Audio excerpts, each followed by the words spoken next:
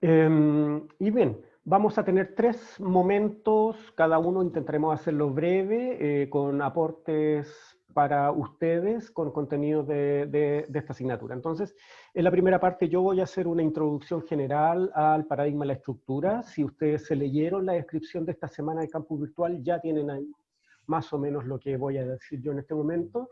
Luego, una breve presentación de Eduardo en relación a los aportes de Durkheim, que él es uno de los autores que están a la base de todas estas tradiciones, todas estas teorías que están dentro de lo que llamamos el paradigma de la estructura.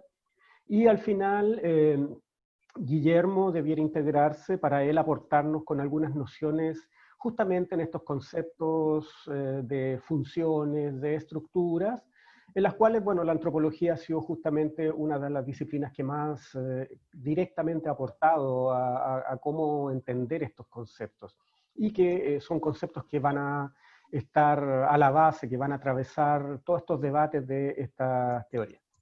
Entonces, voy a hacer una breve introducción a través de una presentación. Les voy a compartir mi pantalla ahora. Ya estoy grabando la clase. Entonces, bueno, entonces, en el paradigma anterior estábamos con la idea del conflicto, la idea de que la sociedad es por esencia un espacio de conflicto, un espacio en transformación constante.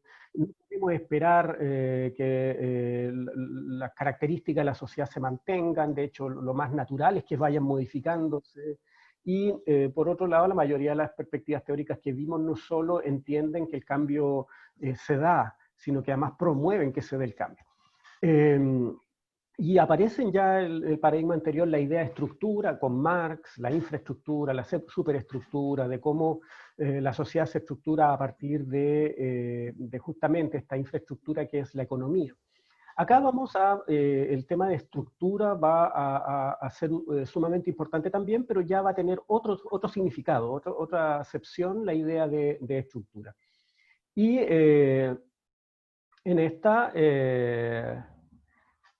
el aporte de Durkheim es sumamente importante. Ahora es Eduardo el que va a introducir los aportes específicos de Durkheim, que además tiene aportes bien interesantes para debatir con la psicología. Fíjense en las imágenes que estoy mostrando. Si nos vamos dando cuenta, estas imágenes van a ir aludiendo, en este caso, al Palacio de la Moneda, que un poco es el símbolo del poder ejecutivo en el caso de Chile, el gobierno en definitiva. Por otro lado, tenemos el Congreso Nacional, que es el poder legislativo, donde se hacen las leyes que rigen al país. Por otro lado, tenemos, en este caso, la Corte Suprema, el Pleno de la Corte Suprema, la sala del Pleno de la Corte Suprema, formada por ministros que son nombrados bajo distintas formas, intervienen distintas instituciones en el nombramiento de estos ministros, de estas personas que hacen de ministro, pero que además lo hacen de acuerdo a normativas, a leyes que están claramente establecidas. Otro tipo de instituciones distintas en la sociedad, por ejemplo, tenemos el Banco Mundial, que ya aquí escapamos al nivel nacional, al interior de un país, y llegamos a una institución de tipo financiera que está presente o que opera a nivel internacional y que a su vez se supone que está bajo el mandato de Naciones Unidas, es decir, es una institución de Naciones Unidas regida por el conjunto de estados que forman parte de Naciones Unidas. Y ustedes saben, el Banco Mundial ha tenido un rol sumamente importante para el financiamiento de desarrollo, y bueno, es el que está a la base también de lo que decíamos en la primera semana acerca del conflicto, el consenso de Washington y los conflictos que de ahí surgieron. Otro tipo de instituciones, tenemos las instituciones bancarias, por ejemplo, en este caso un banco específico, y en este caso una sucursal específica de un banco específico, pero aquí es entendiendo el banco como la institución. Empresas, la parte industrial, por ejemplo, de una sociedad. Los anteriores tenían que ver con aspectos de gobierno, con aspectos de legislación, con aspectos de economía, economía, de comercio. Acá otro tipo de institución, nuestra propia universidad, pero en este caso desde la perspectiva de lo que es una institución centrada en lo que es educación. Y en este caso además educación superior. Y además educación superior universitaria. Pero las universidades obviamente no son la única institución que tiene algo que hacer en materia de educación. Tenemos también otros tipos de instituciones, como puede ser un jardín infantil. Y en un jardín infantil también hay tareas, hay roles de educar, pero en este caso educar a niños en edad preescolar. Y se fijan ciertos tipos de sujetos, de cierto tipo de personas que tienen el rol ahí de enseñar. En el caso de la universidad tenemos docentes universitarios, como en este caso Guillermo, Eduardo, yo. En el caso del jardín infantil, ese rol lo ejercen educadores de párvulo, eventualmente educadores diferenciales. Yo personalmente, independiente del tiempo que tenga de experiencia de docencia universitaria, yo no podría trabajar en un jardín infantil, no tengo las competencias para trabajar ahí, y ese es un tema que aquí en este paradigma va a ser importante. Entonces, básicamente es relevante ir viendo, lo que trato de mostrar es cómo bajo este paradigma lo interesante y lo que aportan es una mirada en que lo social, la sociedad está formada más bien por instituciones, por normas, por estructuras. Entonces, gobierno, legislador, justicia, educación, ciencia, en este caso una imagen relacionada con la ciencia, son estructuras que forman parte de lo social. Y eso es lo que una de las cosas que en este paradigma van a ir apareciendo. Y fíjense que en estas imágenes en ocasiones no aparecen las personas y en otras ocasiones aparecen las personas, pero como más bien algo tangencial. Si vuelvo hacia atrás, por ejemplo, los ministros de la Corte Suprema, ellos tienen roles sumamente importantes en la sociedad porque, por ejemplo, son ellos los que han echado para atrás cuando han habido ciudadanos que han querido recuperar parte de su dinero de las AFP para usarlos para enfermedades que han tenido, etcétera. Son estas personas las que lo han hecho. Pero lo que nos pone este paradigma es el hecho de que ellos no hablan ahí como personas, ellos hablan ahí desde un rol que la sociedad les pone. Y además un rol que depende de normas, depende de leyes. No son ellos como personas, entre comillas, los que están ahí, son ellos como ministros, como estructuras dentro de la sociedad. Ahora, igual es cierto que la persona que ocupa el rol de ministro de la Corte Suprema sí dice algo, sí importa en algo, pero de todas maneras están sumamente delimitados por normativas, leyes, procedimientos, que este paradigma le pone bastante énfasis. Lo mismo acá, no es que sean los trabajadores, los empresarios, como habría dicho el marxismo, sino que es la estructura de la industria. Y entonces, ¿qué es lo que este paradigma nos va a poner a diferencia del anterior y a diferencia del que viene después? En este paradigma, por un lado, lo que en general tienen las teorías de este paradigma, desde Durkheim en adelante, es que analizan la sociedad primero que nada como un todo. En esto es parecido a Marx. Marx analiza la sociedad como un todo, dice que la economía es lo más importante, qué sé yo.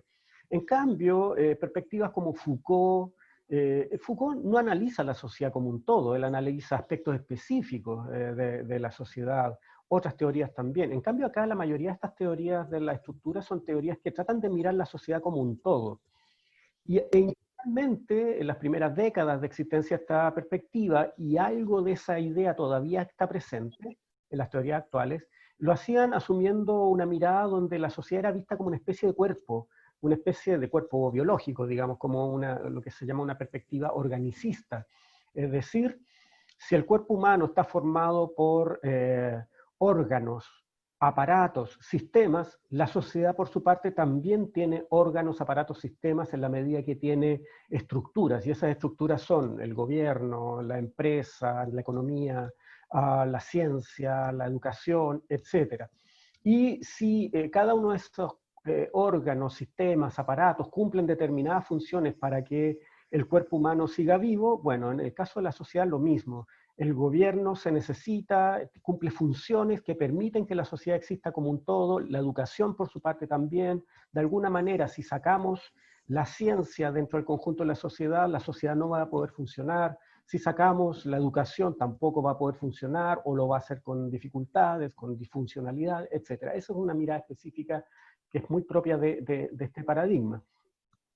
Por otro lado, esto es algo relevante, y sobre todo relevante quizá para la psicología, en el sentido que desde este paradigma, la sociedad es vista como una realidad en sí misma, es decir, es una realidad que no está formada por individuos, y en la cual los individuos no solo son dependientes de la sociedad, sino que están supeditados a la sociedad. Es decir, por eso me refería a esta idea de los ministros de la Corte Suprema. Ellos no son ahí individuos, ellos son ahí instituciones dentro de la sociedad, a pesar de que en lo concreto sean personas, pero desde la perspectiva mirado socialmente son instituciones de la sociedad que están funcionando ahí. Podemos cambiar a la persona, el ministro, y va a haber alguien más que ocupe el mismo cargo y va a estar supeditado a las mismas normas y va a tener las mismas funciones. Entonces ahí esa idea de que las personas estamos supeditadas a la sociedad, somos incluso, estamos por debajo de la sociedad y dependemos de la sociedad, y la sociedad tiene una existencia en sí misma, puede ser relevante para entender cómo mira lo psicológico, lo social, lo individual, lo subjetivo, y lo que la psicología aborda en este paradigma.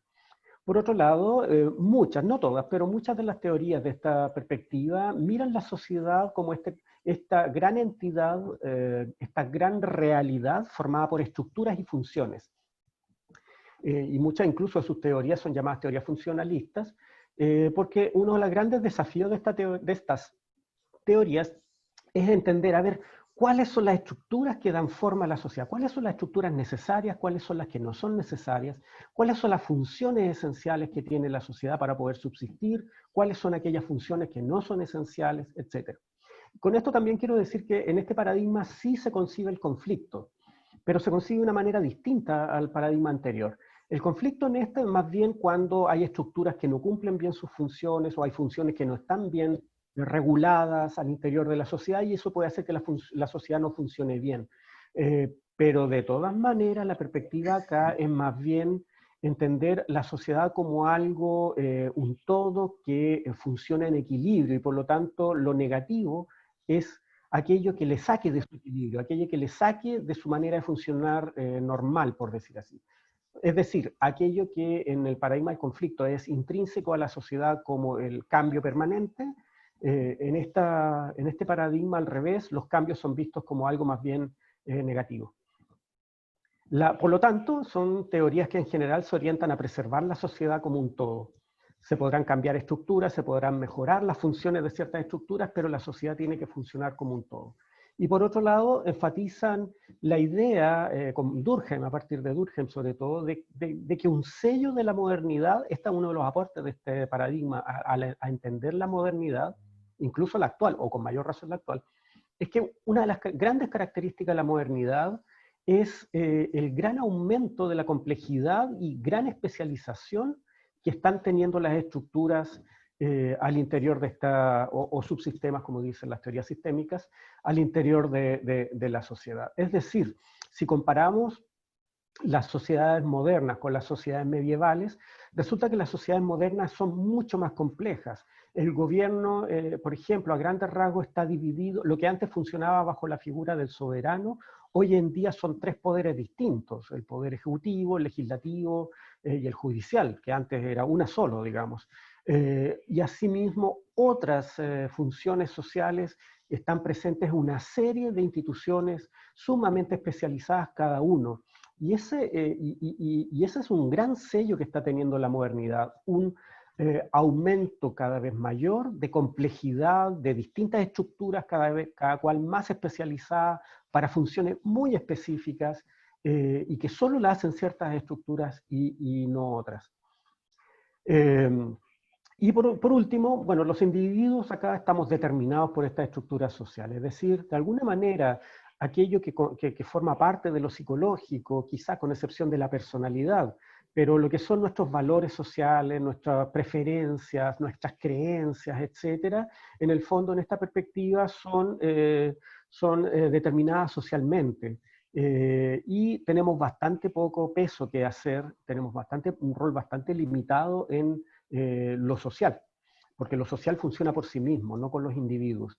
Lo que sí puede ocurrir, de acuerdo a estas perspectivas, y aquí, por ejemplo, Durkheim es también un autor relevante, es que en una sociedad tan compleja en la cual puede haber dificultad de los sujetos para entender cuáles son las normas que se esperan que rijan la vida de uno, es decir, no sé qué es lo que la sociedad realmente espera de mí, pareciera que si me comporto de esta manera está bien, pero si me comporto de esta otra, que es radicalmente distinta, también está bien, o bien esto que debería ser sancionado en realidad no lo es.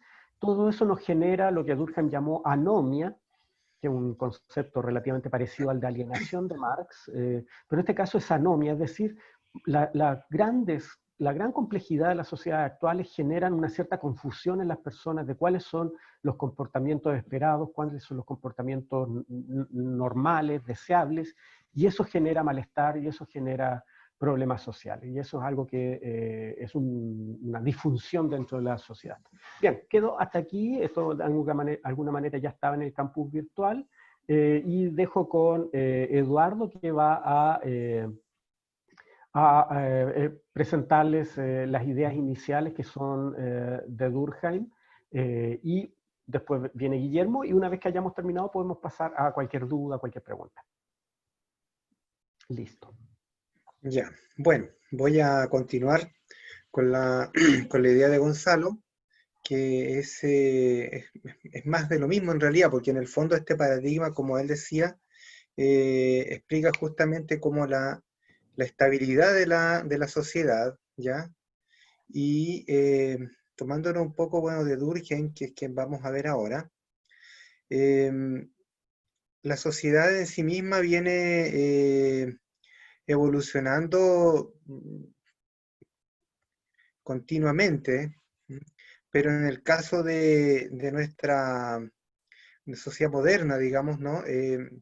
Las ciencias sociales como disciplina de pensamiento, de reflexión, surgen también dentro de la modernidad, porque justamente en la modernidad es cuando la sociedad empieza como a dar mayor complejidad, un mayor florecimiento de lo que constituye finalmente la sociedad en su conjunto.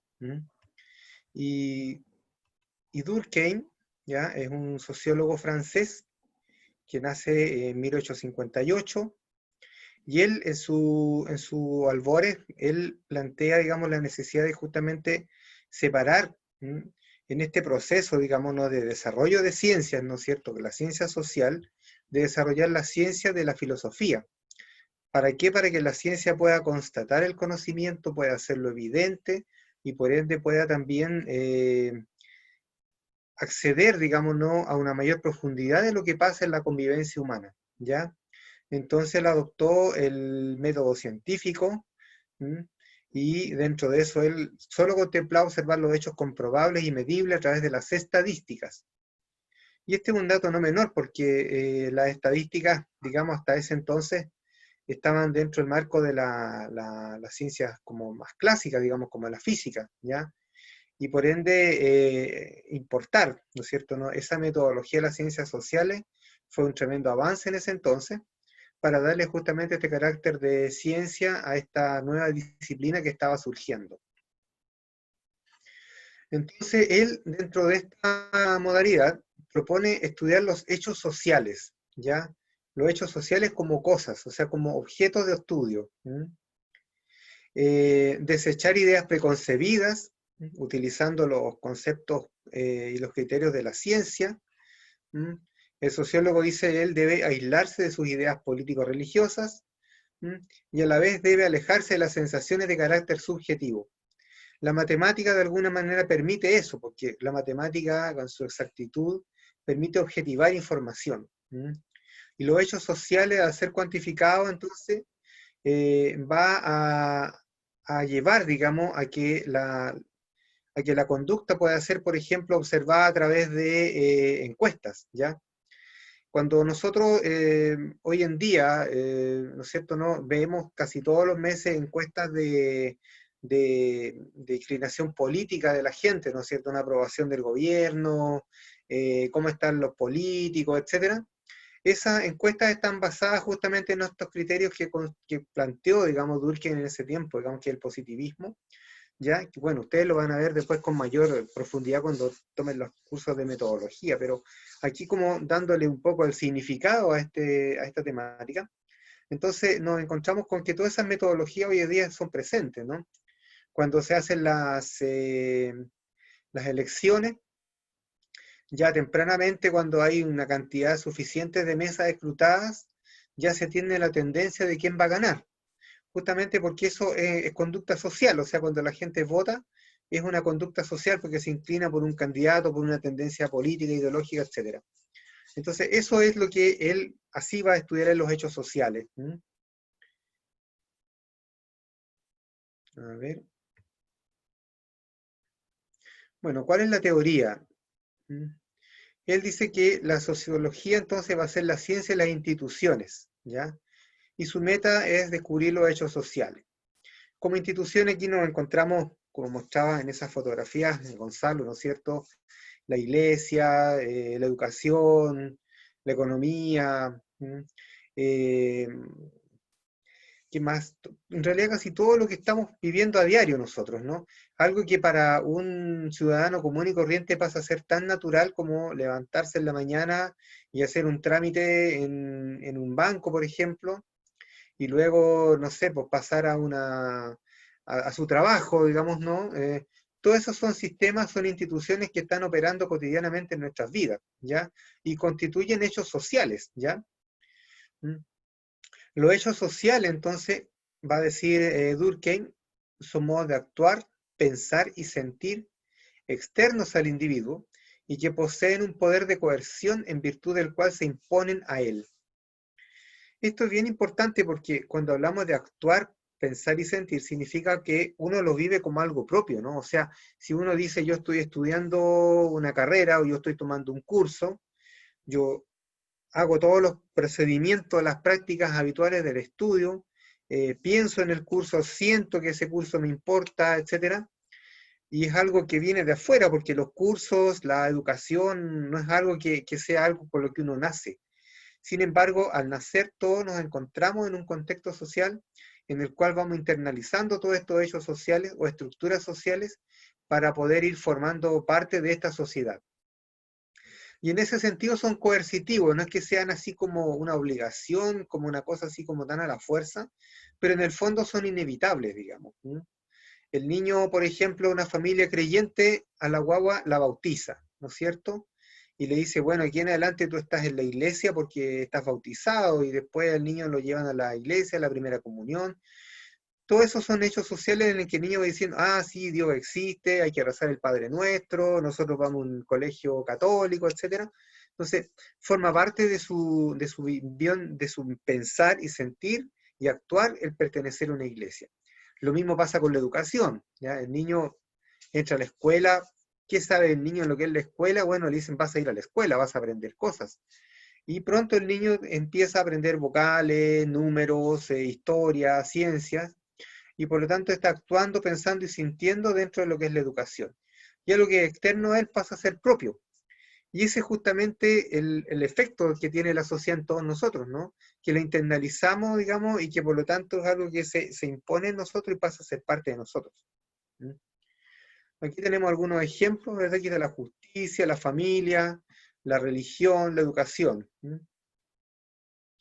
Entonces, estos hechos sociales son exteriores, pues existen con anterioridad al individuo. O sea, la educación tiene varios siglos, la iglesia, ¿para qué decir? La economía, el lenguaje, etc. Son colectivos también, ¿no? Porque son parte de la cultura de la sociedad. O sea, nosotros asimilamos todo esto que es algo masivo. Aquí no es algo individual, sí como singular, es la educación en su conjunto, ¿no? Y en cada país van a entregar la historia de ese país, ¿no es cierto? Y aquí en Chile, la historia de Chile, en Argentina, la de allá, etcétera, pero finalmente es algo masivo. Son coercitivos porque los individuos se educan conforme a las normas y reglas de la sociedad en la cual nacen y viven, ¿ya? Nosotros vivimos aquí por ejemplo, nuestra dieta, lo que comemos, ¿no es cierto?, ¿no? Forma parte de lo que aquí se conoce como, bueno, lo que comemos en Chile. A propósito del coronavirus, ¿no es cierto?, ¿no? Se puso en evidencia los sistemas alimentarios que tienen en otros países, en el sector asiático. ¿M? Y eso tiene que ver con una cultura. Ellos normalmente comen ese tipo de animales que, bueno, de ahí venía el virus, pero eso es algo normal. ¿M? Entonces, pero para ellos es algo habitual, para nosotros es extraño. ¿M? Entonces, en ese sentido, la sociedad está adentro y afuera del hombre al mismo tiempo, debido a esta interiorización de los valores y las normas sociales. ¿M? Una vez que nosotros lo hemos interiorizado, pasan a ser una verdad, pasan a constituir una realidad en sí misma. Dentro de los conceptos que aporta Durkheim, ¿no es cierto?, ¿no?, está la división del trabajo, y él hace una referencia y una comparación a dos tipos de sociedades, ¿ya? Las sociedades primitivas y las sociedades modernas. Las sociedades primitivas hacen alusión a aquellas sociedades que de alguna manera nos llevan a pensar, por ejemplo, en tribus, en organizaciones, digamos, ¿no?, que están funcionando más bien más cercanas a la naturaleza, ¿ya? Y dentro de eso, él dice que son sociedades que tienen una estructura social indiferenciada, porque no hay clases sociales ahí. Hay poca división del trabajo, porque todos en el fondo trabajan en distintas cosas, digamos, o sea, las personas pueden hacer de todo, realizan múltiples tareas, y tienen una solidaridad mecánica, ¿ya? Es decir, aquí, con esta falta de diferenciación, digamos, ¿no?, de los roles, en el fondo, todos se necesitan entre sí, digamos, son comunidades, digamos, que subsisten en base a la cooperación y al contacto directo entre las personas. Ellos funcionan mucho, se conocen entre todos. En las sociedades modernas, nos vamos a encontrar que hay un tipo de solidaridad orgánica, ¿ya?, que tiene que ver con una mayor y refinada división del trabajo. Hay una especialización de las tareas. Hoy en día, por ejemplo, nosotros tenemos servicios técnicos para reparar computadores, para reparar teléfonos celulares. Tenemos gente especializada, digamos, ¿no?, que tiene que ver con nuestra conectividad a las redes, que reparan redes. Hace años atrás existían solo los electricistas, digamos, eran las únicas redes que se conocían, ¿no es cierto? Hoy en día hay redes de comunicación, digamos, no mucho más diversas que solo el teléfono. Entonces eso implica una especialización de las tareas. Y por ende, en esta solidaridad orgánica, nosotros vamos a necesitar, digamos, de otras personas que hacen cosas que nosotros no podemos hacer. Nosotros no podemos hacerlo todo como en una sociedad primitiva, digamos, con esta solidaridad mecánica, donde la gente en realidad pueden hacer varias cosas, ¿no? O sea, levantarse en la mañana, preparar la comida, cultivar la tierra, en fin, o salir a cazar, pescar. Lo pueden hacer hombres, mujeres. Aquí esta diferenciación hace que en realidad los roles estén bastante más diferenciados. Y en esta misma crisis del coronavirus, el otro día leía, por ejemplo, un reconocimiento a las personas que hacen un trabajo más invisible, ¿no?, que no es el médico ni son los enfermeros, sino que, por ejemplo, son los choferes de ambulancia, son las personas que hacen el aseo, son los administrativos que forman parte del sistema de salud. Y justamente la labor de ellos, digamos, no es fundamental, digamos, que no es visible porque ellos no están salvándole la vida al enfermo, pero finalmente si ellos no estuvieran ahí, no se podría poner en marcha la organización de salud.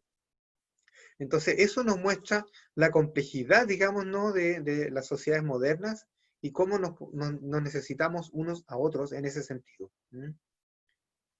Entonces, para Durkheim, ¿no es cierto?, ¿no?, la solidaridad, este concepto pasa a ser como un hecho moral, ¿ya? Y aparece en esto entonces la objetivación de las formas, digamos, de pena y formas del derecho. ¿Por qué razón? Porque en este sentido la solidaridad no se entiende esta cosa como de ser buenas personas, sino que de cómo nos necesitamos unos a otros, ¿ya?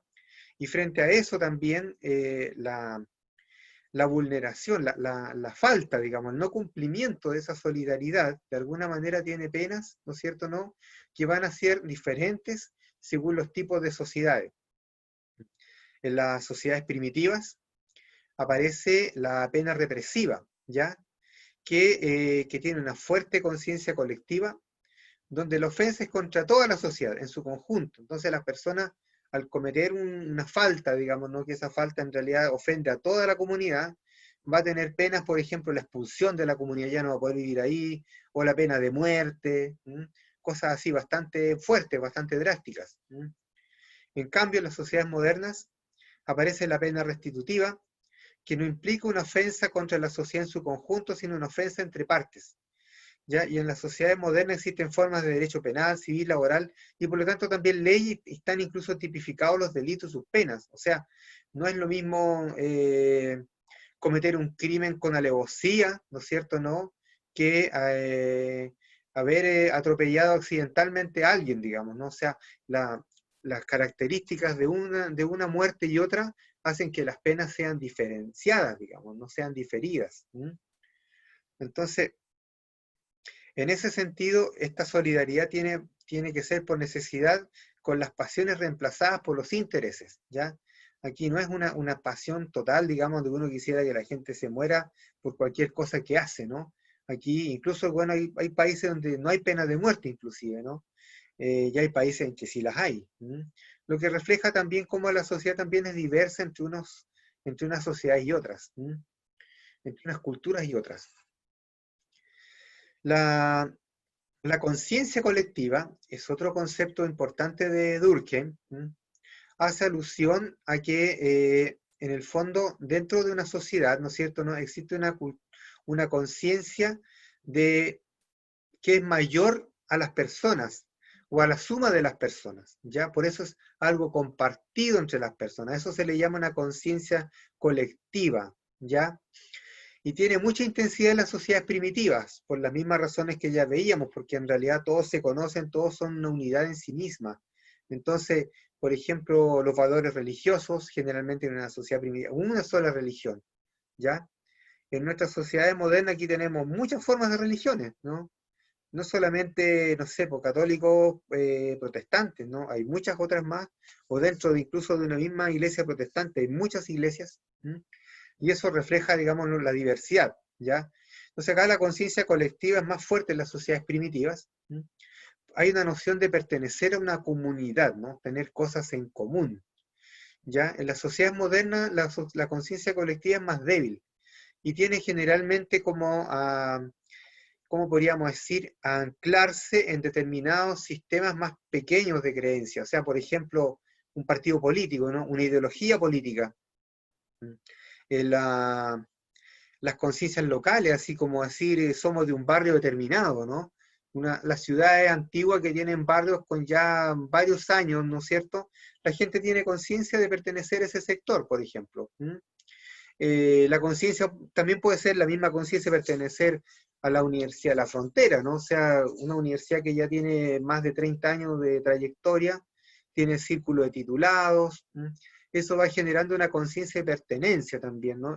Y que incluso la universidad lo alienta hoy en día, porque de alguna manera también tiene que ver con intereses identitarios, pero también económicos, porque los exalumnos también pueden ser futuros alumnos de posgrado. Entonces, esa conciencia colectiva se puede alentar, pero es como restrictivo a la universidad, no es que todo el mundo va a tener la conciencia de la UFRO, digamos, como la podemos tener los que somos de acá. El deporte también, ¿no es cierto?, ¿no? Las barras, los hinchas, la hinchada, ¿no?, también pertenece a estos grupos de conciencia colectiva modernas, porque no son de todo el mundo. No todo el mundo tiene afición por un deporte, ni todo el mundo se va a sacar la camiseta, ni va a salir a la calle a celebrar cuando su equipo metió un gol y ganó. De la conciencia, o sea, de la conciencia colectiva pasamos a las representaciones colectivas, ¿ya? Y estas hacen referencias a normas, valores, actitudes, explicaciones de hechos u objetos sociales, ¿ya? O sea, nos permiten conceptualizar los hechos sociales de manera más específica. Como son colectivas, significa que son son valores, normas y actitudes compartidos entre muchas personas. Si nosotros pensamos, por ejemplo, ponemos un signo así como una cruz, ¿no es cierto? ¿No? La cruz tiene un significado colectivo, ¿no es cierto? No tiene que ver con el cristianismo. Y eso lo entienden muchas personas. Solamente la cruz evoca esa representación que tiene que ver con la cristiandad, con valores, digamos, ¿no? Con la cultura propia del cristianismo. Entonces, no son representaciones que se reducen a una conciencia individual, sino que más bien emergen, digamos, ¿no? De sustratos asociados, digamos, de individuos, y nos trascienden a todos, van más allá de las personas en sí. Otro concepto que había mencionado también Gonzalo es la anomia, ¿ya? La anomia viene siendo como la ausencia de norma, la carencia de solidaridad social, ¿ya? La permanente modernización de las sociedades va generando desajustes entre las relaciones, ¿ya? Entonces, es el mal que sufre la sociedad por la ausencia de normas morales y jurídicas. Por ejemplo, un desequilibrio económico, ¿ya? Un debilitamiento en las instituciones de la sociedad, un bajo grado de integración social. Si nos situamos hoy en día con la situación de la pandemia, nos podemos encontrar con situaciones de anomia, ¿ya? El hecho, por ejemplo, de que hayan habido problemas económicos en muchas personas, algo colectivo, ¿no es cierto?, va a generar también dificultades, digamos, ¿no? en sobrellevar la vida cotidiana. Por ejemplo, puede aparecer, bueno, las protestas, ¿no? Aparecieron muy pronto, ¿no es cierto?, en el país, nuevamente, del estallido social, aparecen nuevamente las protestas por la situación de económica que están viviendo muchas familias, muchas comunidades. Puede haber negligencia, también la misma represión policial, incluso la brutalidad de la represión policial puede ser parte de la anomia también. O sea, a lo mejor el funcionario policial, digamos, ¿no? En el afán de controlar a un grupo de personas enardecidos, ¿no? Va a aplicar medidas de fuerza desmedida, ¿ya? Y eso no está tal vez dentro del reglamento que él tiene que cumplir, pero en la situación anómica como que de alguna manera permite que eso ocurra. El otro día veía nomás una situación de unos carabineros golpeando a un joven, ¿no es cierto?, ¿no? En una situación que no se veía muy bien, pero el chico iba solo, desarmado, digamos, ¿no? En un Rastafari, y le pegaron entre cuatro, ¿no? Y es una situación anómica también, ¿ya? No es solamente la delincuencia, no es solamente las situaciones así como que ocurren, sino que en la gente común y corriente, también es parte de la anomia ese tipo de represiones. Entonces, la anomia tiene que ver con esta ausencia de normas, en un contexto en el cual se pierde como la estabilidad, porque de alguna manera las sociedades tienden a ser estables, tienden a ser reguladas, o sea, la educación, por ejemplo, como organismo, como sistema de la sociedad, es estable, o sea, no cambia mucho, que a veces cambian los contenidos y cosas así, pero en realidad como sistema no cambia tanto. Y por lo tanto, más o menos los niños entran todos los años a la escuela, todos los años salen de octavo, de cuarto medio, en fin, porque es una organización súper estable. Entonces, cuando se dan estas situaciones de anomia, por ejemplo, el estallido social del año pasado, ¿ya? Hizo que, por ejemplo, muchas universidades, bueno, no estuvieran dando clases, se cerraran. Entonces, se rompió, digamos, ¿no? Algo que era como algo más regular. Bueno, asociado a estos conceptos de anomia, nos vamos a encontrar también con una materia que fue muy importante para Durkheim, porque han de saber ustedes que Durkheim tenía como un afán, digamos, ¿no? De poder explicar todo el comportamiento social desde la sociología, y para él lo que era como algo más psicología o algo psicológico, era casi como algo más bien biológico, digamos. O sea, él pensaba y estaba seguro que toda la conducta humana, incluso el suicidio, que es una conducta súper individual, digamos, ¿no? También obedecía a un contexto social, ¿ya? Y él hizo estudios que pudieron de alguna manera demostrar que habían condiciones o contextos sociales, por lo tanto hechos sociales, ¿no es cierto?, que estaban a la base de los suicidios de las personas. Y él clasificó los suicidios en 4 tipos, ¿ya? El suicidio anómico, ¿ya?, que se debe a la repentina ruptura del equilibrio social. El suicidio altruista, que es el estar sobreadaptado a la estructura del sistema social. El suicidio egoísta, que es estar fuera de la norma en un estado de alienación, el individuo no la respeta aunque la conoce. Y finalmente el suicidio fatalista, cuando las condiciones de vida parecen son altamente opresivas para la vida. Eduardo, ¿Sí? disculpa, hay una pregunta en el chat que no quedó muy claro el concepto de anomia. Y Ya, lo otro es que ya llevas 25 minutos. sí, me queda poquitito ya. A ver, si nosotros estamos, situémonos de nuevo en la situación que estamos viviendo hoy en día, digamos, ¿no?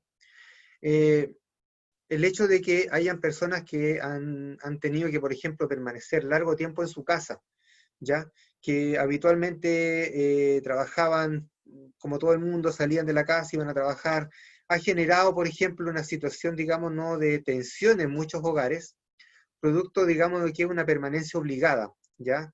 Entonces, eso hoy en día se habla de los problemas familiares que pueden haber con esta situación, digamos, de cuarentena o de restricción, digamos, de las salidas, y que obliga de alguna manera que las personas deban convivir muchas veces a presión cuando las relaciones familiares nunca han sido buenas.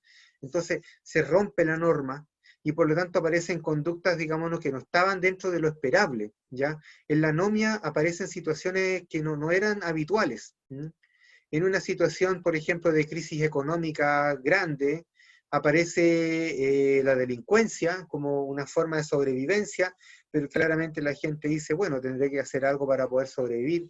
El narcotráfico, la prostitución, son, son síntomas, digamos, ¿no?, de una sociedad en la cual hay un grado de anomia y que puede aumentar cuando las condiciones sociales estables se ven alteradas. Entonces la anomia es función de una crisis, finalmente, ¿ya? Si bien siempre hay un grado de anomia, las sociedades no tienen todo regulado, no son exactas, no son perfectas, ¿ya? Hay momentos en que esa anomia aumenta, ¿ya? Y por eso que se llama la ausencia de norma, porque la gente vulnera las normas. No sé si queda más clara la idea de anomia o si no pueden hacer la pregunta por micrófono. Sí, dice que sí. Ya. Estamos viendo el suicidio, entonces los suicidios tienen dos contextos. Uno es la integración social, puede ser baja o alta. ¿Qué es lo que es la integración social? El grado en que se comparten los sentimientos colectivos, el grado en que la persona está formando parte, ¿no es cierto?, ¿no?, de una sociedad. Cuando hay una alta integración social, se da el suicidio altruista, ¿ya? Es cuando esa integración es demasiado fuerte, ¿ya? Nace, por ejemplo, de la esperanza, ya que depende de la creencia profunda de una perspectiva beatífica después de la vida. Generalmente pueden estar ligados este tipo de suicidio a creencias religiosas. O sea, yo me muero porque voy a encontrar la paz en el otro mundo, cuando llegue al cielo, ¿ya? Hay un ejemplo muy claro en el libro de Durkheim, o sea, en el libro, digamos, de sociología, donde hacen un ejemplo de una comunidad religiosa que por allá por los años 80, me parece, en un afán, digamos, no religioso, se quitaron la vida masivamente como 300 personas. Eso fue en Guyana, aquí al norte de Sudamérica. Eso es un suicidio altruista, porque hay un tema religioso, o sea, la religión como hecho social, digamos, cuando llega a tal nivel de integración la persona, o sea, tiene una fe ciega en la religión, es capaz de hacer estas cosas porque está absolutamente convencido de que va a lograr, ¿no es cierto?, ¿no?, el bienestar una vez que se haya quitado la vida. Cuando la integración es baja, surge el suicidio egoísta. Y esto tiene que ver con la falta de integración, digamos, ¿no?, que produce un sentimiento de vacío y falta de significación, como la alienación, ¿no? Aquí, cuando la conciencia colectiva es fuerte y las corrientes sociales son protectoras, impiden este tipo de suicidio. Cuando hay una baja integración social, esta lleva a que las personas persigan sus intereses del modo que deseen, llevándolos a la frustración y pérdida de sentido en sus vidas, ¿ya? O sea, lo que puede pasar, por ejemplo, en una sociedad altamente individualista como hoy en día, es que poco importe el valor de las personas o su pertenencia, que no interese poco cómo están las personas en sí mismas, ¿no? Eso puede hacer que una persona se sienta aislada y por otras razones pueda llegar a cometer un tipo de suicidio como este. Por otro lado, tenemos la variable regulación y que lleva a dos tipos de suicidio, que es el anómico y el fatalista. Cuando la regulación es baja, significa que hay un grado de constricción externo sobre las personas, digamos, ¿no? Que tiene poco efecto, digamos, ¿no?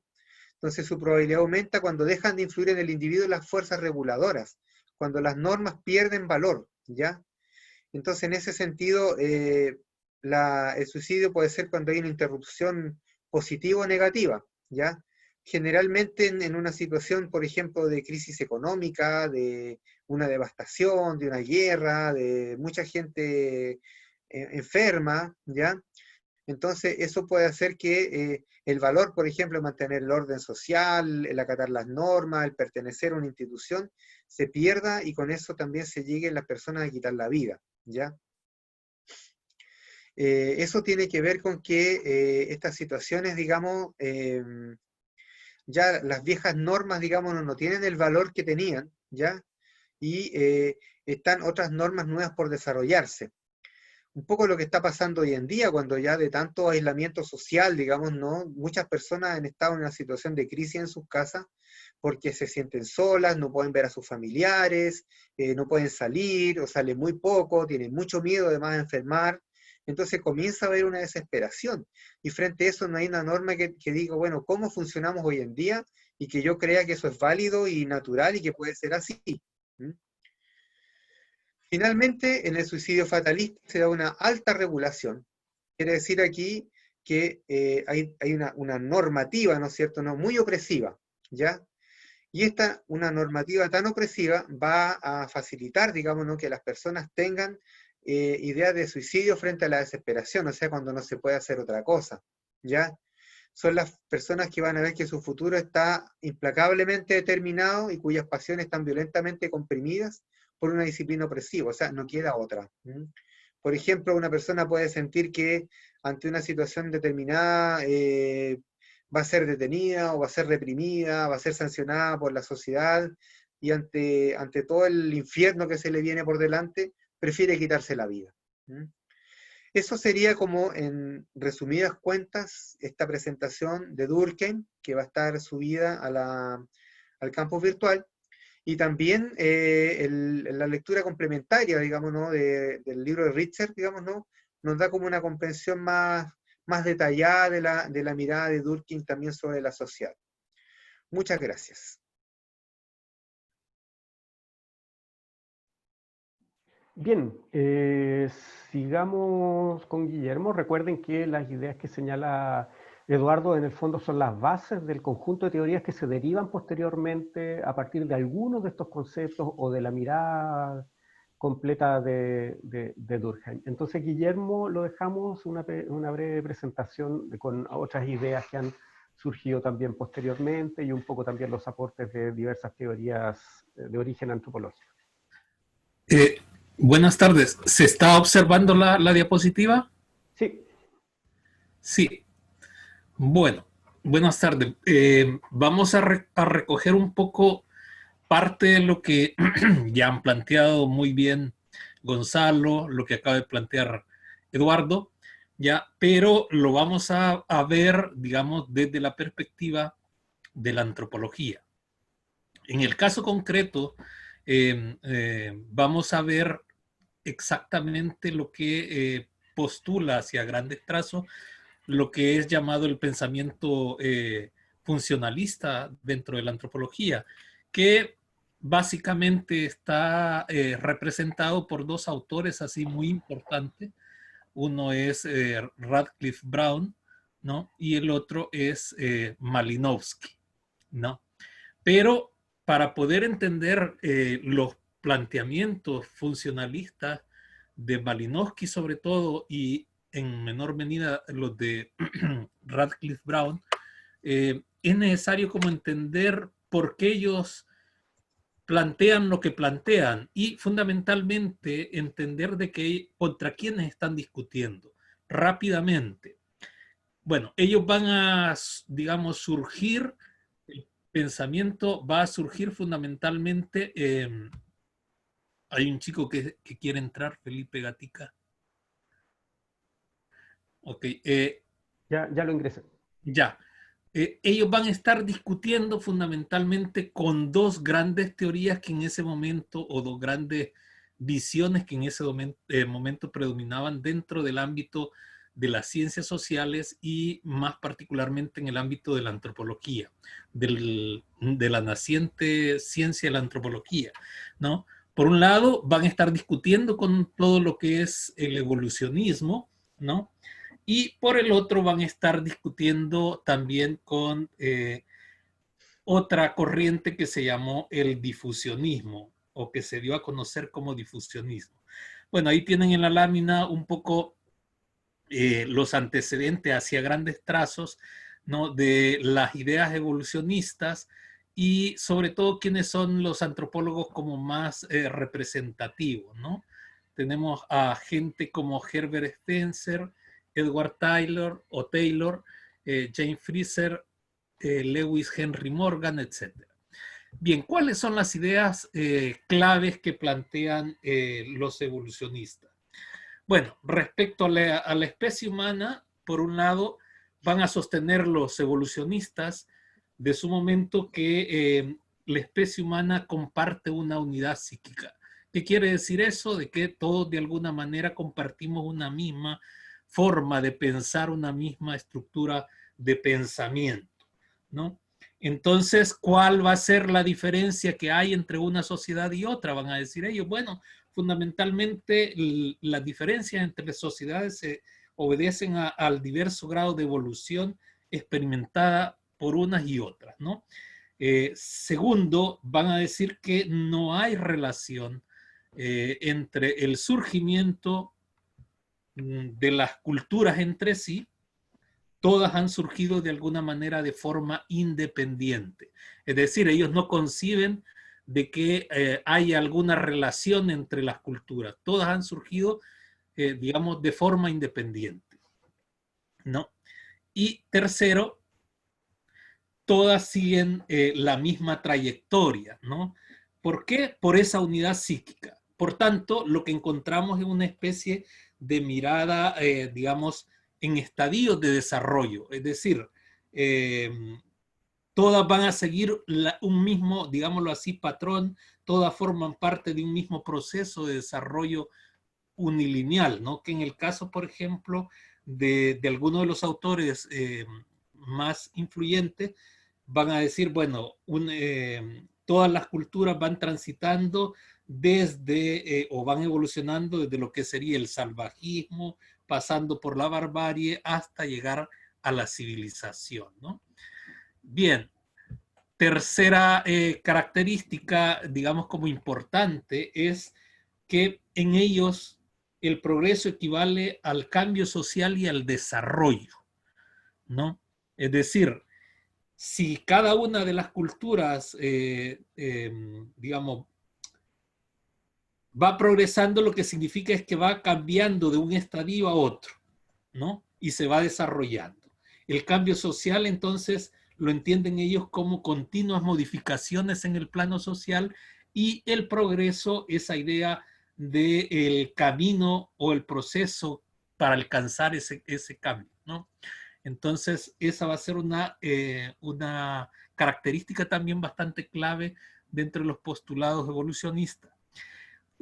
También se van a caracterizar el pensamiento evolucionista por esa mirada, hacer una analogía orgánica, algo de lo que ya comentaba Gonzalo, retomó algo también Eduardo, ¿no? Es decir, para referirse a la sociedad, a la realidad social, podemos entenderla fundamentalmente como una especie de organismo, ¿no?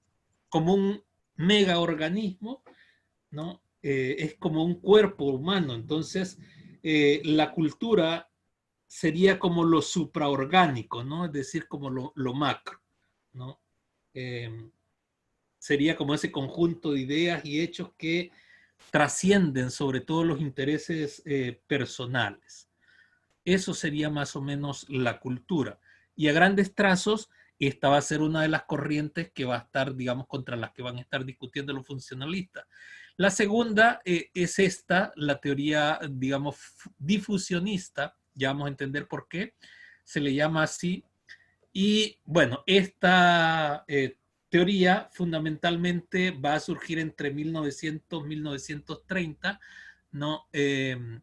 Va a ser conocida también como una especie de historicismo o particularismo histórico, ¿no? Bueno, en parte esta teoría va a surgir contra la visión, digamos, evolucionista, ¿no?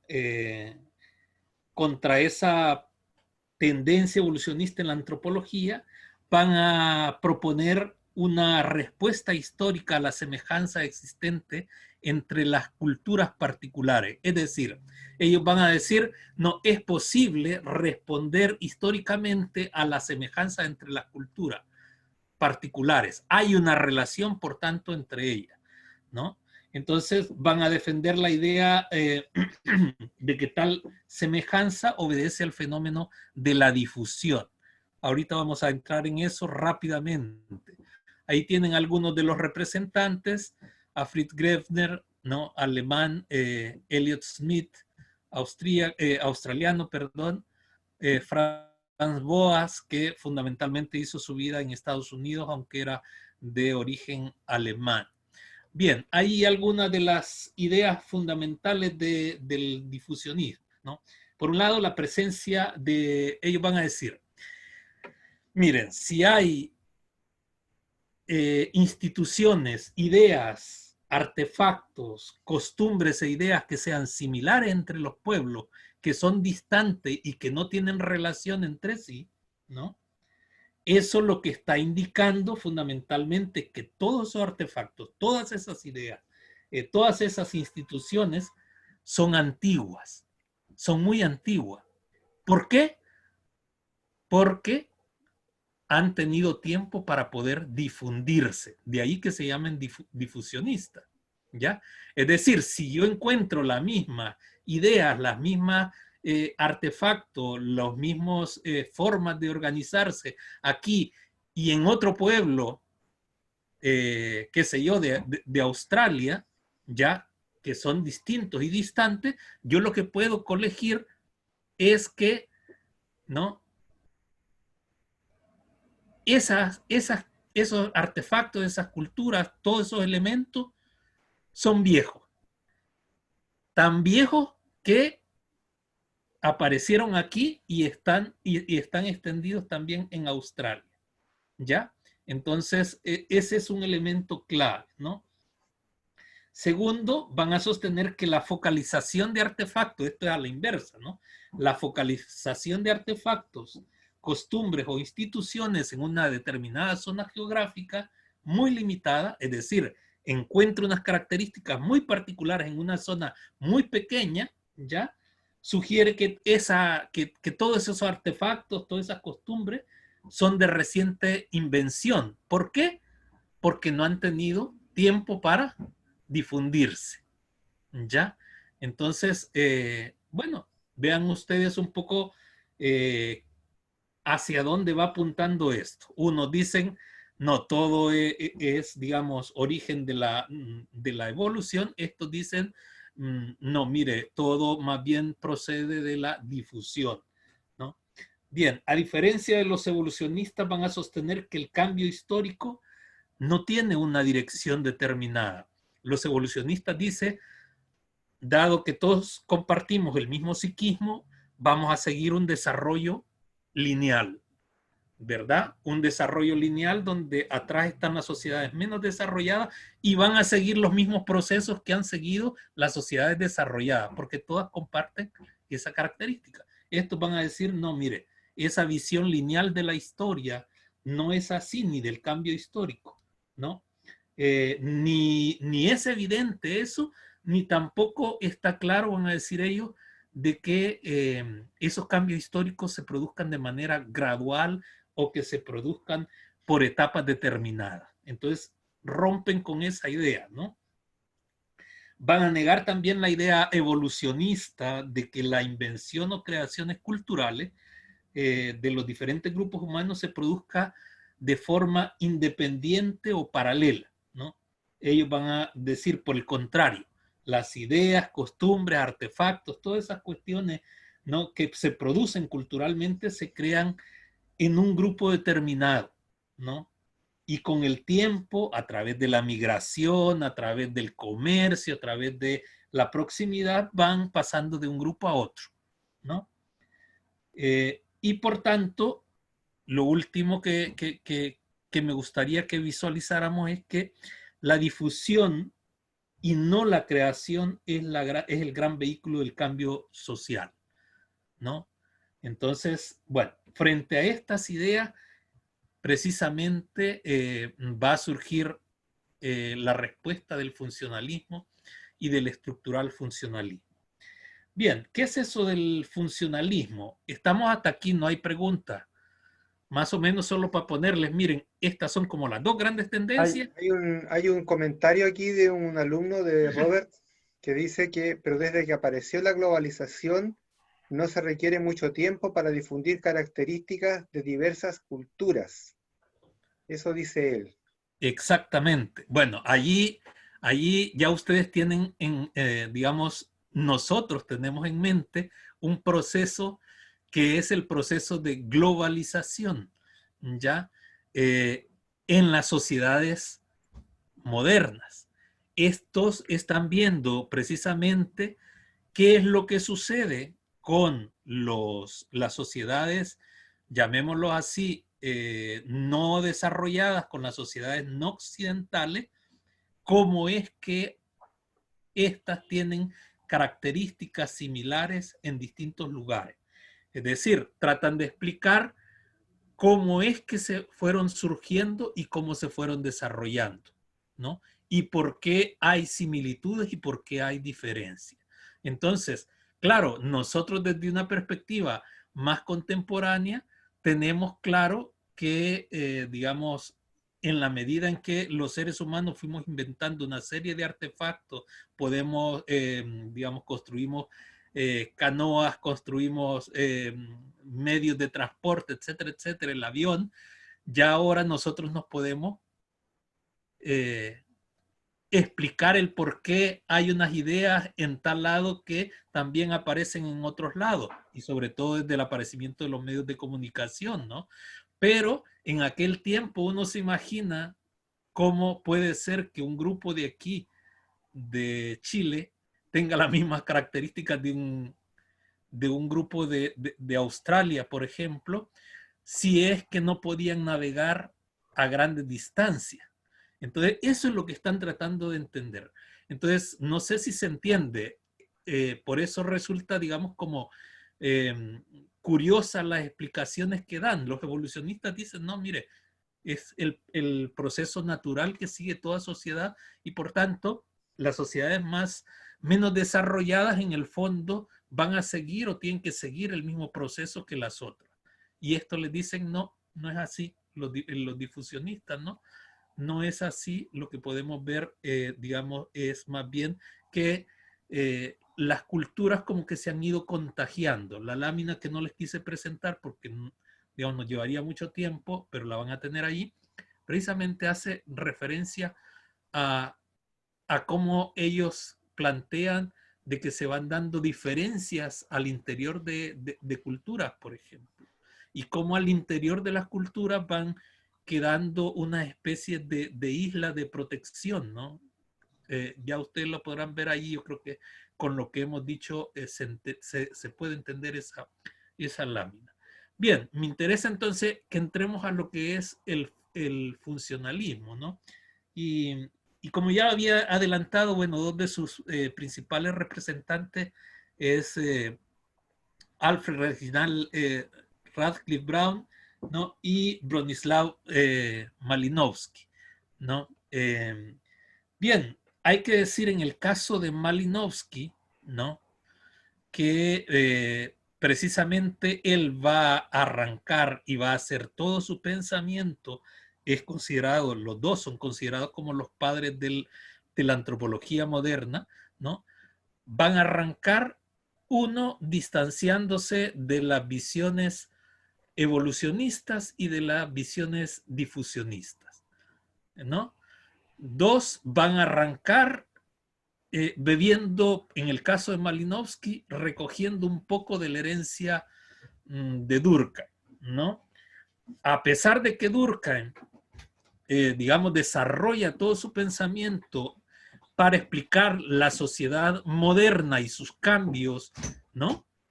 En el caso, Malinowski retoma mucho la idea de, vamos a ver, de estructura, de organismo, ¿no? De Durkheim, y también un poco lo de la función, aunque va a tener algunas diferencias como vamos a ver, ¿no? Bien, digamos como de los grandes aportes de Malinowski es haber introducido el rigor metodológico a la hora de tomar, digamos, notas. Malinowski, digamos, si hay una de las grandes contribuciones es que él se va a trabajar con el, digámoslo así, lo que ahora llamamos pueblos originarios, con las tribus, digamos, orientales, algunos, ¿no? Y se va y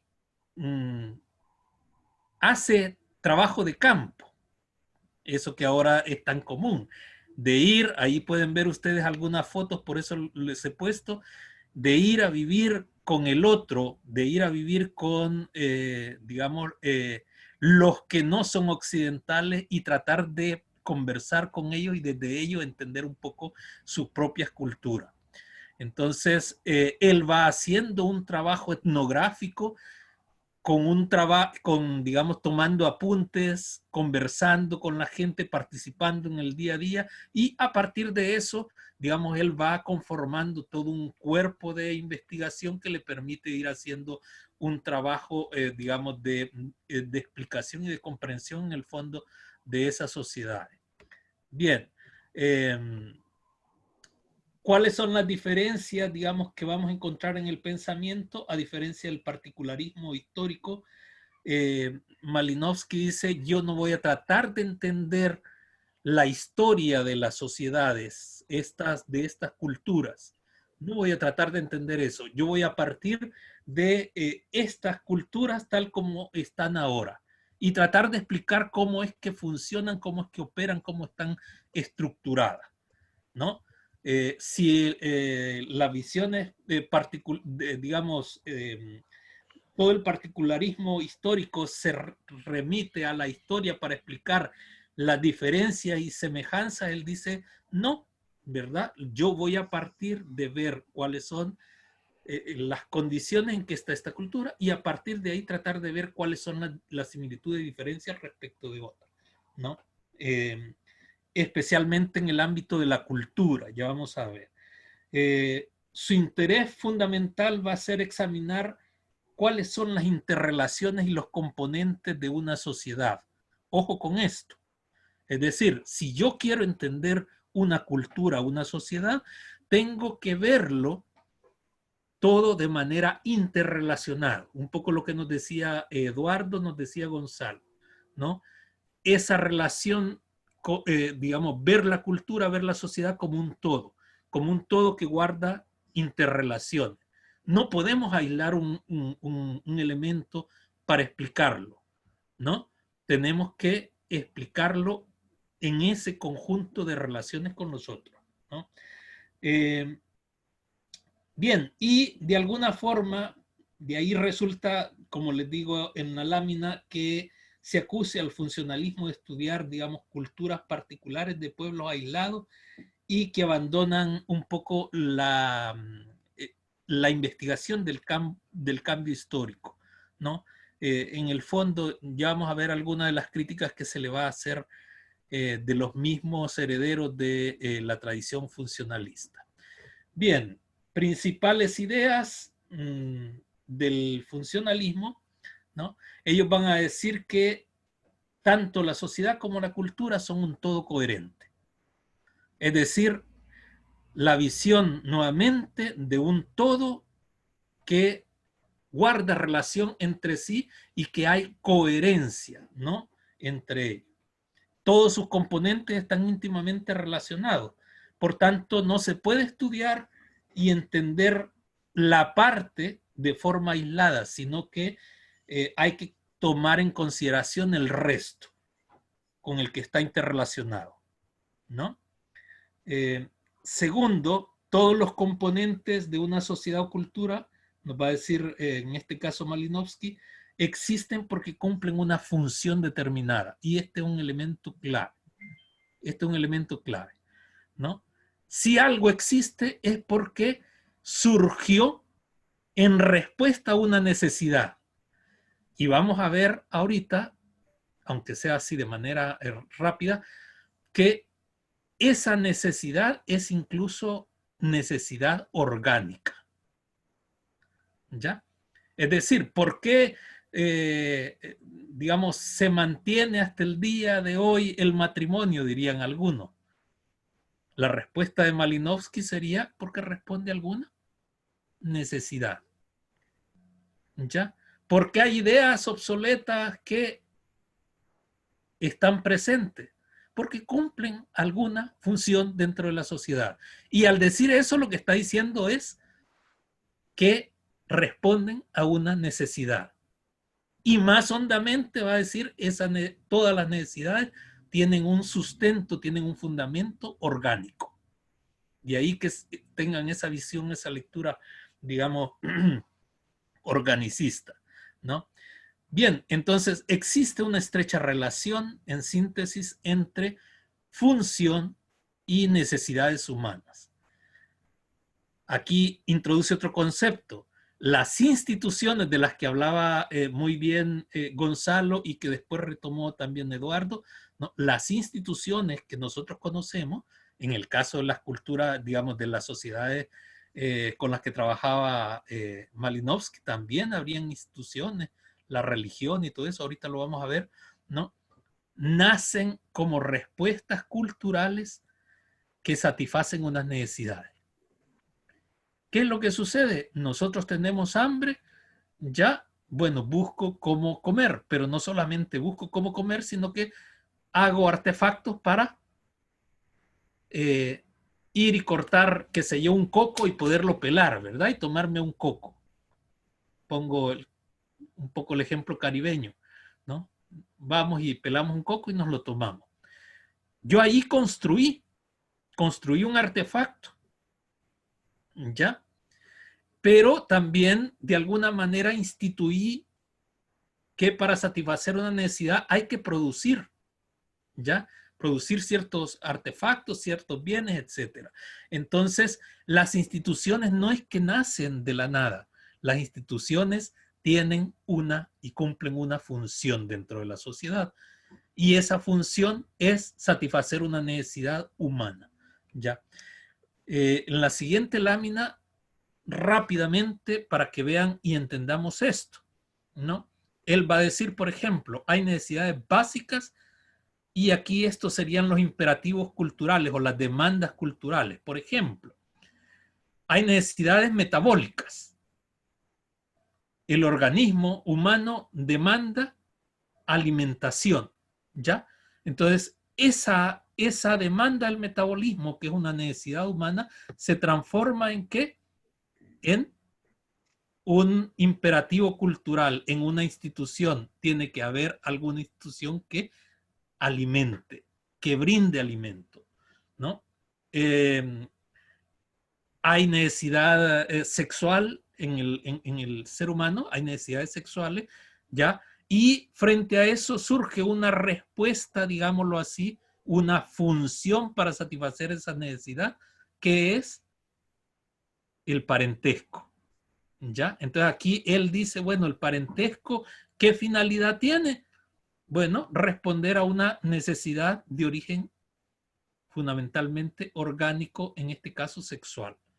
De igual manera, la satisfacción corporal, dice él, bueno, hay necesidad de proteger, de proteger el cuerpo, ¿no? Y de satisfacer el cuerpo. Entonces, frente a eso, ¿qué es lo que surge culturalmente? La habitación, la vivienda. El ser humano construye para protegerse, etcétera, etcétera. Ahí vemos entonces las necesidades básicas, primarias, si ustedes quieren, seguridad, frente a la seguridad surge la necesidad de protección, frente al movimiento, frente a yo necesito moverme, necesito, ¿no? Surge la actividad, frente al crecimiento, el entrenamiento, va a decir, es decir, frente a la necesidad de que las personas vayan asumiendo, vayan desarrollando de alguna forma, van creciendo, surge la necesidad de educarlos, surge la necesidad de ir generando, digamos, recambio para que funcionen las instituciones, frente a la salud, higiene, etc. Ya, esas son necesidades como de primer nivel, pero claro, surgen, al satisfacer esas necesidades, surgen unas nuevas necesidades. Pasamos, dice Malinowski, de un nivel de un nivel de satisfacción, ¿no?, a un nivel de vida donde se generan nuevas necesidades. Y entonces tenemos los primeros derivados, por ejemplo, ¿no? ¿Cómo distribuimos los productos? Entonces, frente a cómo distribuimos los productos, que es una necesidad, ya surge la actividad económica, surge la economía que se encarga de ver cómo distribuir, ¿no? De la necesidad de códigos y reglamentos, de la necesidad que tenemos al estar organizados de decir cómo vamos a resolver los problemas, cómo nos vamos digamos, a relacionar con los otros, etcétera. ¿Qué es lo que surge? Bueno, el control social, la necesidad de organizarnos y que exista un control dentro de la sociedad. Frente a la necesidad de renovar el material humano, lo que les decía, por ejemplo, para mantener las instituciones, ¿qué es lo que surge? Pues la educación, para que no se vayan perdiendo los conocimientos, para que no se vayan, perdiendo las tradiciones, etcétera, surge la educación. Y así, digamos, podemos ver. Y finalmente tendríamos las otras ya a nivel, digamos, más, los segundos derivados. ¿Cuáles son esos segundos derivados? Tenemos ciencia, tenemos sistema de conocimiento, tenemos arte, tenemos religión. ¿Qué es lo que plantea entonces aquí? Y lo pueden ver ustedes. No podemos entender, digamos, las instituciones si no entendemos las necesidades, ¿ya? De las cuales procede. Y eso solo lo podemos entender si vemos que esas sistemas, esas instituciones que se van creando, esas ideologías que están detrás de la creación de cosas, ¿no?, de las creencias y todo lo demás, guardan una relación entre sí. Es decir, de alguna forma, fíjense que es bastante interesante porque se recoge aquí una idea de Marx de manera así como muy, muy disfrazada. ¿Por qué? Porque dicen, no podemos entender una idea si no es basada en la necesidad concreta material que le da, de la cual surge. Nosotros no solo usamos la escoba, ¿no?, sino detrás de la escoba hay toda una idea de que hay que barrer, de que hay que mantener limpia la casa, de que los ambientes tienen que estar... ¿Sí? ¿Se entiende esto? No podemos entonces decir que simplemente los españoles trajeron, por ejemplo, el caballo, ¿no?, sino que con el caballo trajeron además una forma de ver, digamos, y de relacionarse con los animales, con la naturaleza y con nosotros. Una manera, ya que responde a una necesidad muy concreta. Bien, entonces, dicho esto, pasemos a la siguiente, digamos, lámina, ¿no? Ellos van a decir entonces, en el caso de Malinowski, y aquí ya vamos a ir cerrando porque fundamentalmente es esto lo que quiero, digamos, que quede claro. Las necesidades abarcan tanto las necesidades biológicas como las necesidades derivadas de la propia cultura. ¿Ya? Entonces, así se van articulando entonces las necesidades y así se van articulando también las instituciones y así se va articulando también la cultura y la sociedad. De tal manera que si todo está íntimamente interrelacionado, no podemos entender una institución, un artefacto, si no es dentro de ese marco, dentro de ese conjunto de la sociedad.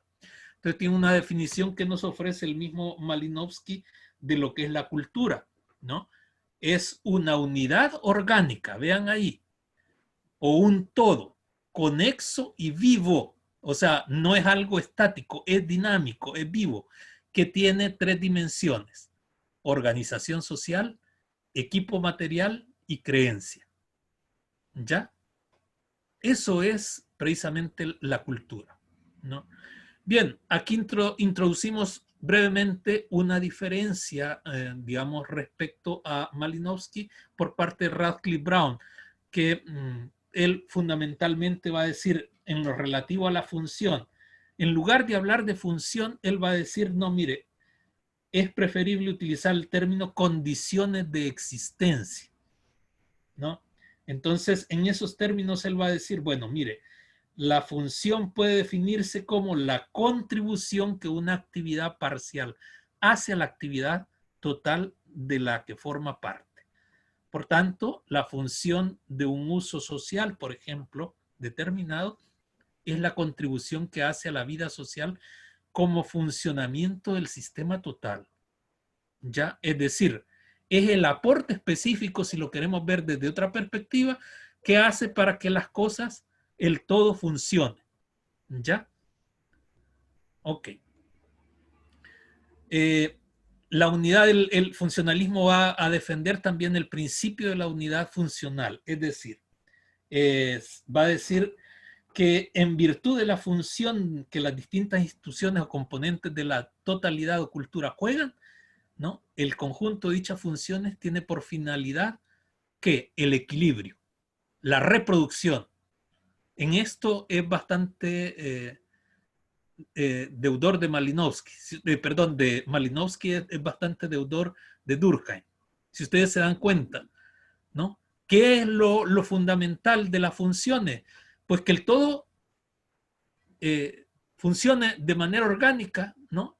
Que haya un equilibrio en el sistema y que éste se reproduzca. ¿Ya?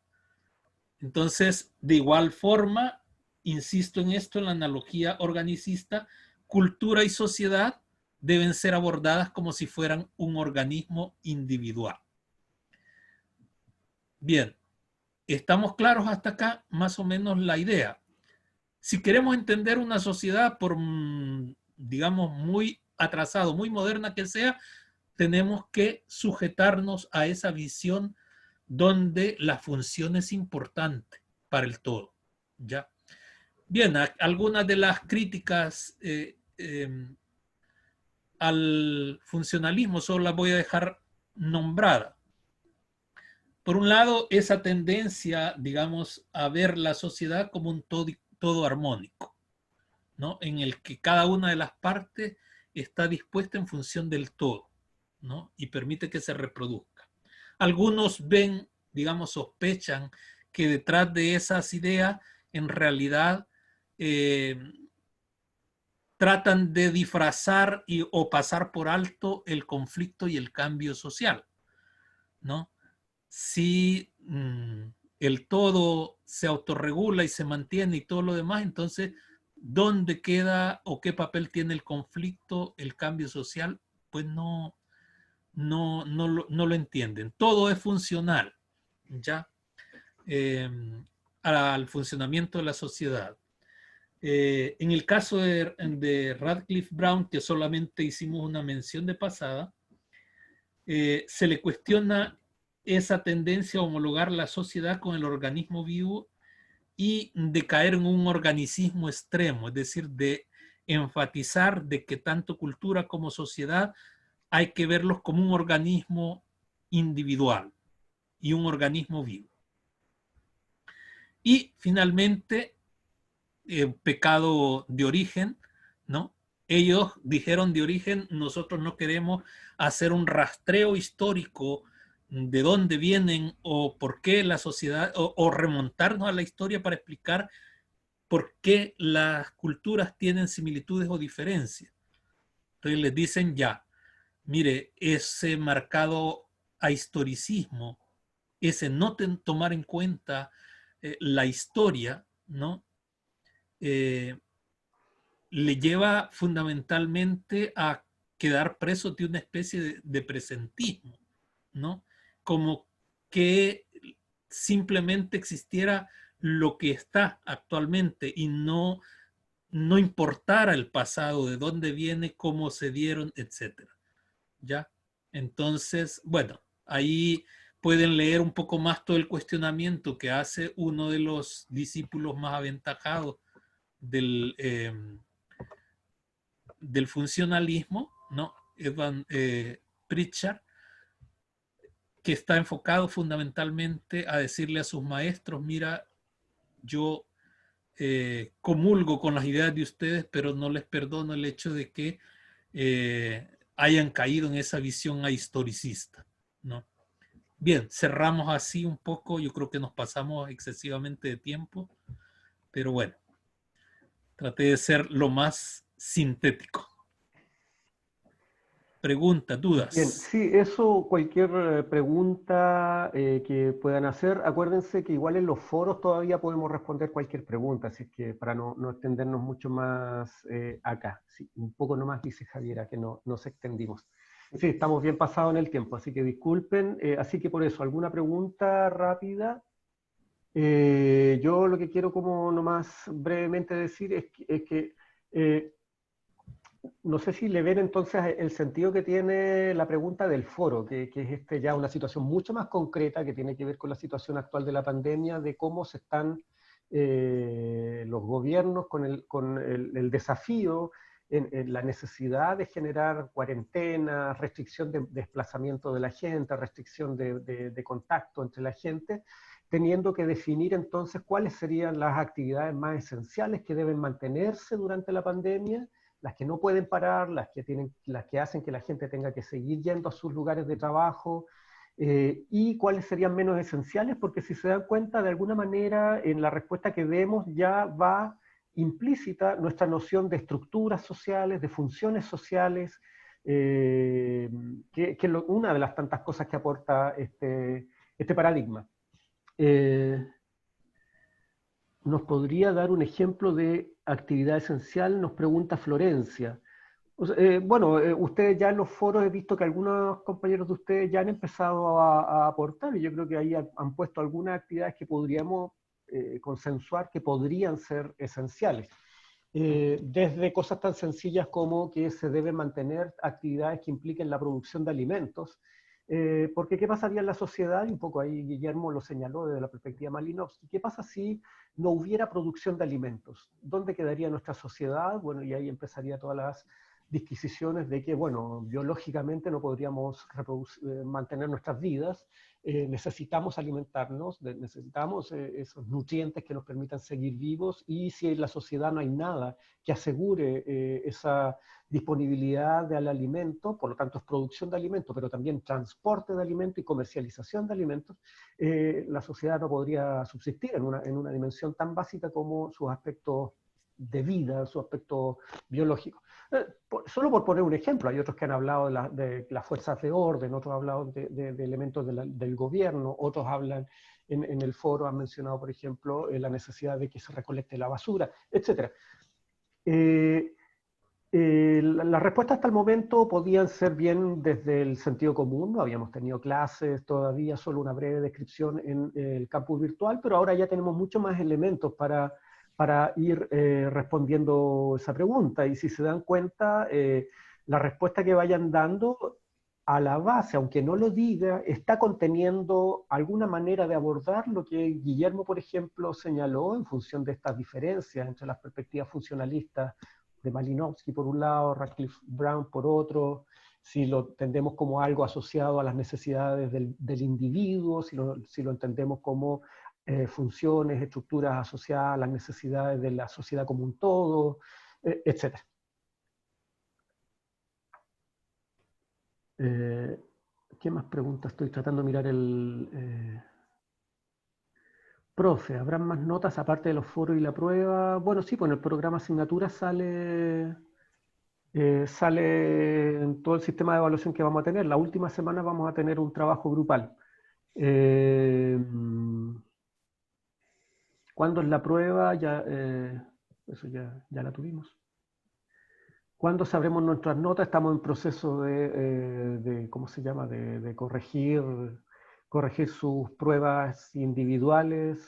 Yo creo que haremos el esfuerzo de tener las notas la próxima semana. Eso, ¿para cuándo las notas? Eso, no sé si hubiera más preguntas. Gonzalo, ¿Sí? solamente una cuestión. Ahí Robert Matías respondí un poco lo que tú decías. Bueno, ¿qué pasa si no hay quien produce? Desabastece. Y el tema es entonces ir un poco más allá. ¿Y qué pasa si se desabastece? Exacto. Es decir, ¿qué sucede? ¿Cómo se puede abastecer si no hay, digamos, quien distribuya, por ejemplo? Etcétera, Exacto. etcétera. Entonces es como que vayan cayendo en la cuenta de cómo ese tema de la función, ¿no? De la importancia de la función para satisfacer las necesidades, están articuladas, ¿no? Y entonces van dando prioridad precisamente a ciertas instituciones, ¿no? Sobre otras, ¿no? Eso, traten, o sea, no esperamos respuestas muy largas, la verdad, no deberían ser muy largas sus respuestas dentro de los foros.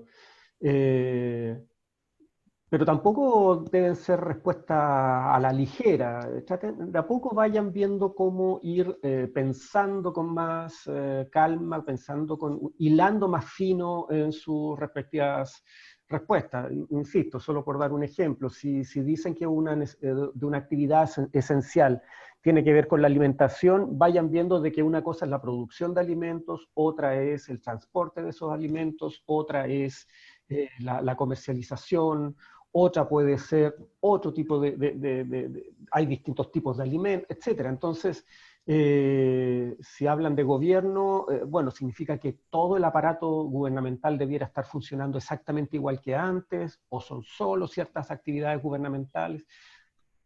Vean si pueden hilar fino, e insisto, no debieran ser respuestas excesivamente largas. Lo otro, si dentro de sus discusiones grupales hay alguien que ya mencionó ideas que ustedes piensan, no es necesario que la repitan, no es necesario que reiteren lo mismo que hayan dicho otros compañeros antes, pueden simplemente decir que están de acuerdo con alguna idea de su compañero, o bien pueden agregar algún elemento que no haya sido dicho, pero repetir lo mismo que ya estaba no es necesario, digamos. Termina siendo redundante y termina siendo excesivamente largo el ejercicio de que entre todos vayan respondiendo en este caso, la pregunta de esta unidad. Claro, ahí dice Eduardo, importa la calidad, no la extensión. No importa tanto cuántas veces escriben en el foro, importa un poco más la calidad. Y la calidad no es qué tan largo es lo que escriben. Y de todas maneras, yo insisto, al leer todas las participaciones en todos los foros, yo diría, en lo general van bien. Ahora, si pueden resumir un poco más, mejor. Si pueden evitar reiterar lo que ya han dicho sus otros compañeros antes, mejor todavía. Pero en general van bien. No les puedo decir la nota exacta a cada uno en este momento, lo deberíamos hacer dentro de poco, pero van bien, digamos. Aquí hay una pregunta sobre Durkheim, que dice Camila, si en algún momento habla sobre la identidad en sí misma, porque se refiere mucho al sentido de pertenencia, dice. Y en realidad Durkheim no le da tanto énfasis a las singularidades de las personas, digamos, ¿no? Porque eso vendría siendo algo más de la psicología, digamos, ¿no? A él lo que le importaba, digamos, ¿no? Era demostrar que la sociedad influía a tal punto en los individuos que nosotros quedábamos absolutamente integrados a la sociedad, digamos, ¿no? Por eso el concepto de la integración que refiere por ahí también. Entonces, en la medida en que una persona está integrada, digamos, ¿no? Por ejemplo, si uno dice, ustedes mismos dicen, yo soy estudiante, soy un buen estudiante porque voy a todos los foros y participo en todas las clases y además estudio la materia y hago mis tareas a tiempo. ¿Te fijas? Entonces, esa cosa como decir yo soy buen alumno, en el fondo, bueno, eso es de alguna manera la estructura social la que estaría operando ahí, digamos, no es que sea una identidad así como idiosincrática, algo propio de la persona, ¿no? Sino que tiene que ver con algo que se instala en uno. Lo mismo para uno como profesor o como cualquier rol, porque en el fondo los roles tienen que ver con los distintos sistemas en los que nos desempeñamos. O sea, si uno es pareja, por ejemplo, puede ser buena pareja o mala pareja, si uno es hijo, etcétera, son aspectos de la sociedad que están también dentro de nosotros. Entonces, en ese sentido, la identidad, digámonos, viene siendo como algo más que viene desde afuera que algo propio. Bien, pareciera que no hay más preguntas, ya estamos bastante excedidos en el tiempo. Yo insisto, algunas preguntas específicas las podemos responder en los foros, y en los foros un poco nosotros tenemos que hacer el esfuerzo de que si algún grupo hace una pregunta más específica, vamos a tener que tratar de también compartir esa respuesta con los demás grupos, aunque no hayan hecho esa pregunta, pero para que más o menos vayan manejando las mismas cosas, los mismos contenidos. Entonces, detenemos la clase aquí, continuemos con los foros. Se entiende de que no hayan aportado mucho los foros en este momento, a la espera un poco de esta clase para clarificar algunos conceptos. No nos han dicho nada acerca si la lectura era sencilla o no, por lo que subentendería que no les ha hecho mayor conflicto. Y para la próxima semana vamos a poner otra lectura que va a ser otra corriente dentro de este paradigma, que son algunas perspectivas ya más actuales del paradigma de la estructura, y en este caso un texto acerca de la teoría sistémica. Y la teoría sistémica nos va a poner en una cosa bien particular, que es que así como en la teoría social se ha ido desarrollando como una evolución dentro de este paradigma, un llamado enfoque sistémico, corrientes sistémicas, y actualmente hay una teoría sistémica presente de un autor alemán, Niklas Luhmann, y en la cual hay un autor chileno bastante importante a la base de algunos conceptos de esta teoría de sistemas. Resulta que en psicología también se ha desarrollado una perspectiva sistémica, y ahí hay unos ciertos diálogos que pueden ser interesantes. Eduardo, sin ir más lejos, él trabaja desde esa línea de psicología, una psicología más sistémica, y se producen ciertos diálogos interesantes entre esas corrientes, entre comillas, sociológicas y perspectivas psicológicas. Entonces, estén atentos que va a haber un nuevo texto para la próxima semana. Por el momento no vamos a poner cápsulas, pero sí al menos continuar con la discusión de los foros. Así que eso, y vayan viendo, a partir de lo que vimos hoy día, entonces, ¿cuáles irían viendo ustedes que son estas actividades esenciales?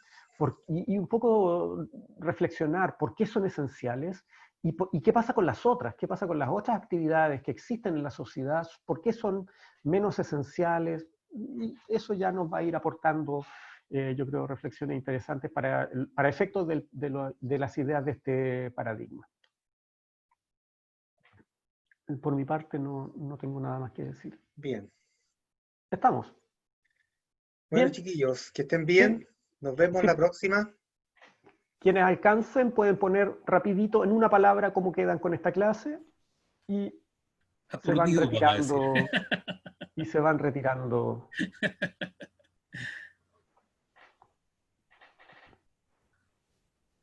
Exhausta. Exhausta. Bien. Conforme. Súper conforme. Súper. Tranquila. Bien. De paná. Piola. Con tuto. Uy. Satisfecho. Vamos a poner música a la otra, así como bien. Ya, qué bien. Parece que en general son comentarios más bien positivos, así que qué bueno. Buenarda. De pana. Alguien había puesto de pana. De pana. Ya. Bien, chiquillos. Sí, vamos a subir la clase. Porque la de la semana pasada está pendiente todavía. Qué bien, satisfecha también. Bien, cuídense todos, cuídense a sí mismos, cuiden a los demás, y que estén lo mejor posible dentro de la situación en que estamos, y cualquier cosa lo discutimos. Bueno, si mandan correo electrónico, que sea con copia a todos los profesores, y cualquier consulta de contenido lo vemos a través de los foros, a menos que puedan esperar a la próxima clase. Eso, así que estén lo mejor posible, que estén muy bien. Chao, profe, que tengan buen fin de... Ya, Chao. igualmente. Chao.